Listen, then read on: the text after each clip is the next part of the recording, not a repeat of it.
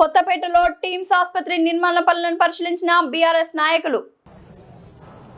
తెలంగాణ తొలి ముఖ్యమంత్రి కేసీఆర్ గారి నాయకత్వంలో కరోనా తర్వాత 100 ఏళ్ల ముందు చూపుతో హైదరాబాద్ నలుదిక్కుల 4 సూపర్ స్పెషాలిటీ ఆసుపత్రులు నిర్మించాలని ఆనాడు కేసీఆర్ గారి ప్రభుత్వం నిర్ణయించింది.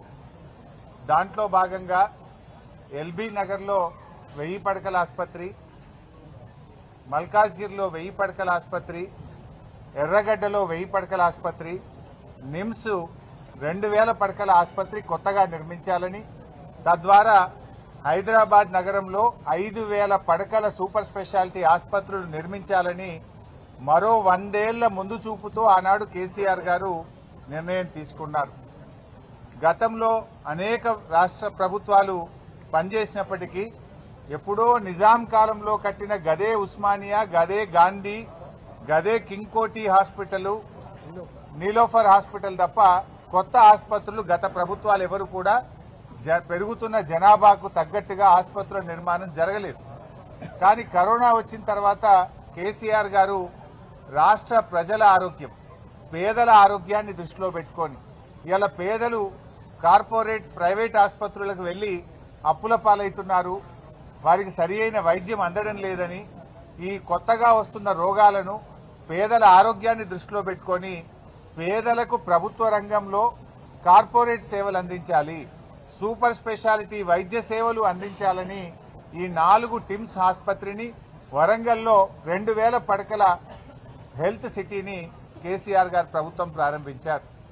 దీనికి అవసరమైన అన్ని నిధులు కూడా కేటాయించారు. దానికి డబ్బులకు కూడా ఇబ్బంది లేకుండా నిధుల సమీకరణ కూడా కేసీఆర్ ప్రభుత్వమే చేసింది. ఆనాడు కేసీఆర్ ప్రభుత్వ హయాంలో పనులు ప్రారంభమైనాయి. ఇవాళ కాంగ్రెస్ గవర్నమెంట్ వచ్చి దాదాపు 2 సంవత్సరాలు పూర్తయితున్నా ఈ ఆసుపత్రులను పట్టించుకోవడం లేదు. ఇప్పుడు మనం ఎల్బీ నగర్ టిమ్స్ ఆసుపత్రి దగ్గర ఉన్నాం. ఇవాళ గౌరవనీయులు సుధీర్ రెడ్డి ఎమ్మెల్యే గారి నాయకత్వంలో వారి నియోజకవర్గంలో ఉన్న టిమ్స్ ఆసుపత్రిని విజిట్ చేయడానికి వచ్చాం. ఇక్కడ ఏమైంది? ఆనాడు భూసేకరణ చేసింది కేసీఆర్ ప్రభుత్వం, టెండర్లు పిలిచింది కేసీఆర్ ప్రభుత్వం, డిజైన్లు పూర్తి చేసింది కేసీఆర్ ప్రభుత్వం, నిధులు సమీకరించింది కేసీఆర్ ప్రభుత్వం. ఆ రోజు సెల్లార్తోని మొదలుకొని 6 అంతస్తుల వరకు భవన నిర్మాణాన్ని పూర్తి చేసింది కేసీఆర్ ప్రభుత్వం. మరి 2 ఏళ్లలో కాంగ్రెస్ ప్రభుత్వం ఏం చేసిందయ్యా అంటే ఒక 5 ఫ్లోర్లు మాత్రమే వేశారు. ఇంకా పూర్తే కాలే. ఫ్లోర్లు వేయడం, స్లాబులు వేయడం కూడా పూర్తి కాలేదు. నిజంగా బీఆర్ఎస్ ప్రభుత్వమే ఉండుంటే ఇప్పటికే ఏడాది కిందనే ఈ ఆసుపత్రి ప్రారంభమై ప్రజలకు సేవలు అందించేది.